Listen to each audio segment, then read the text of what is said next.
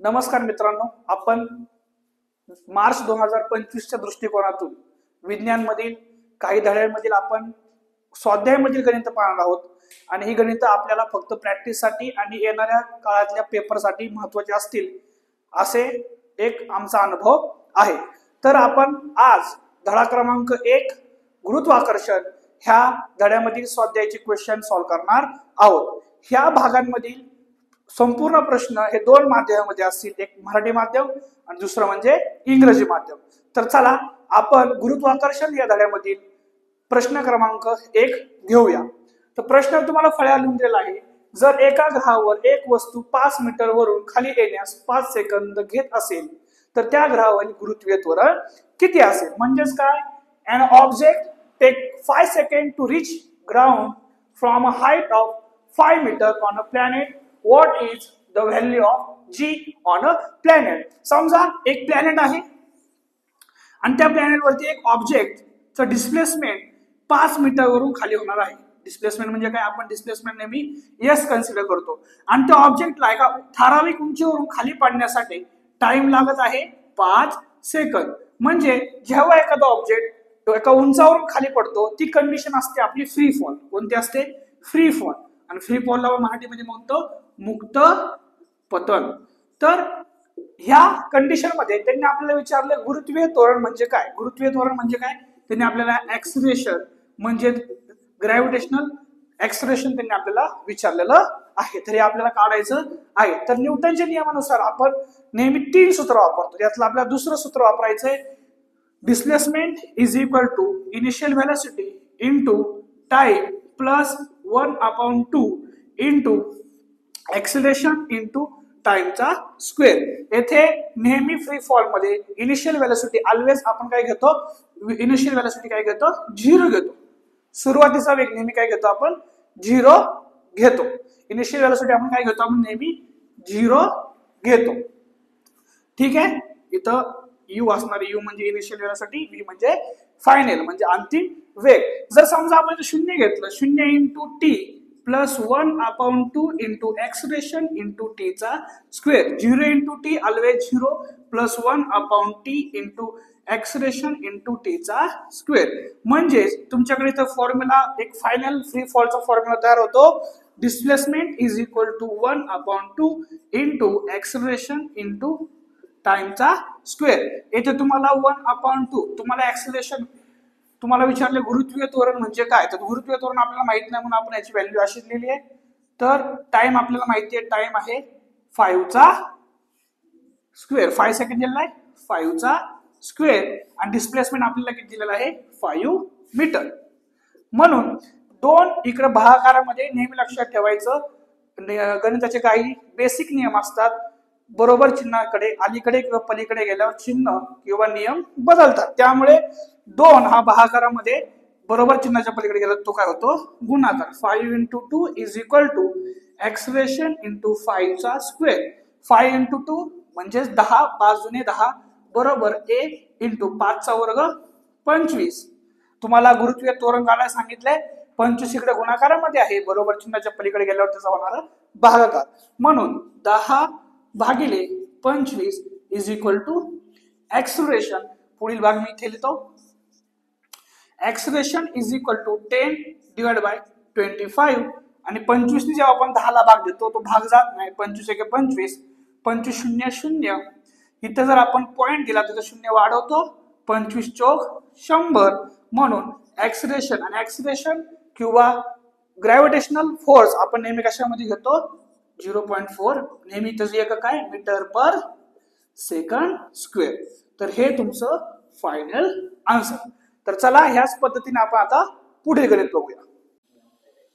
तर आता आपण पुढील याच स्वाध्यायामधील पुढील एक सोपं आणि पेपरला येण्याची शक्यता आहे असं गणित पाहूया। तर याच्यामध्ये काय सांगितले, एक वर फेकलेली वस्तू 500 मीटर उंचीपर्यंत जाते, तिचा आरंभीचा म्हणजे सुरुवातीचा वेग किती असेल यांनी आपल्याला विचारलेलं आहे। तर ती वस्तू वर जाऊन परत खाली येण्यास किती वेळ लागेल त्यांनी आपल्याला टाइम सुद्धा विचारला आहे आणि त्यांनी आपल्याला जी ची value 10 metre per second square दिलेली आहे। जी ची व्हॅल्यू उदाहरणामध्ये दिली नसेल तर तुम्ही जी ची व्हॅल्यू किती घ्यायची 9.8 मीटर पर सेकंड स्क्वेअर. तर हाच प्रश्न आपल्याला कसा विचारलाय इंग्रजी माध्यमात. an object thrown vertically upward reaches at a point at a height of 500 meter. What was initial velocity? आणि आपलं इनिशियल म्हणजे सुरुवातीची व्हेलॉसिटी त्यांनी विचारली आहे. How long will the object take to come back to the earth. ठीक आहे.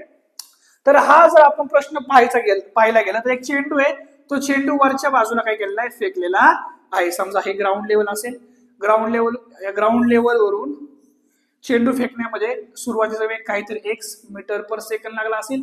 त्यांनी आपल्याला काय विचारलंय, हा सुरुवातीचा वेग विचारलाय. त्यानंतर हा चेंडू एका सर्टन हाईट पर्यंत एका बिंदूपर्यंत जाईल, तिथून हा चेंडू काय येईल, खालच्या दिशेने खाली येईल. तर आपल्याला त्यांनी चेंडू वरती जाण्यासाठी किती वेळ लागेल आणि तो चेंडू खाली येण्यासाठी किती वेळ लागेल असं म्हणजे त्यांनी काय विचार आपल्याला total time is equal to t1 plus t2 विचारलेला आहे. t1 हा t2. तर यांनी आपल्याला ह्याच्यामध्ये दोन गोष्टी विचारतात. पहिली म्हणजे सुरुवातीचा वेग. त्यांनी काय विचारलं आपल्याला, टू फाइंड इनिशियल वेलोसिटी म्हणजे सुरुवातीचा वेग u आणि विचारला आहे वेळ. वेळ म्हणजे काय, टाइम. तर समजा आपण न्यूटनच्या गतिविषयक नियमांमधील आपण नियम क्रमांक 3 वापरू. तर 3 काय सांगतो आपल्याला, u square is equal to v square plus 2as. ठीक आहे. तर a म्हणजे आपला आपण नेहमी काय घेतो g. त्याने आपल्याला g ची व्हॅल्यू दिली आहे. म्हणजेच जेव्हा आपण एखादा चेंडू वरच्या बाजूने फेकतो तर इस्केप वेलोसिटी म्हणजे मुक्ती वेगाचा हा काय आहे, उदाहरण आहे. त्यामध्ये v ची व्हॅल्यू नेहमी किती असते, 0 मीटर पर सेकंड असते. 0 मीटर पर सेकंड. म्हणून u square is equal to 0 plus 2 into acceleration म्हणजे ग्रॅव्हिटेशन किती आपलं 10 आणि तर डिस्टन्स किती दिले, वस्तू किती उंचावर जाते, डिस्प्लेसमेंट किती येते वस्तूचं 500 मीटर. 500 मीटर वस्तू उंच जाते. तर आपण इथे किती घेणार आहे 500. बरोबर. मग u square is equal to 2 into 10 20 into 500. 20 नी जर 500 ला गुणलं तर येतं 5 दुने 10, हा 0 आणि 1 2 1 2 म्हणजे u चा स्क्वेअर. म्हणजे u तुम्हाला वर्गमूळ काढायचं. तर u is equal to root of 10,000. That's why u is equal to 100 metre per second. तर तुम्हाला येथे u ची किंमत विचारल्याप्रमाणे इथं मिळालेली आहे. तर तुम्हाला आता इथे काय काढायचं आहे, t1 काढायचं आहे आणि t2 काढायचं आहे. t1 आणि t2. म्हणून आपण इथे काय घेऊ, न्यूटनच्या नियमाप्रमाणे आपण काय घेऊ, त्याचा पहिला नियम घेऊ. काय सांगतो पहिला नियम, v is equal to u plus a into T.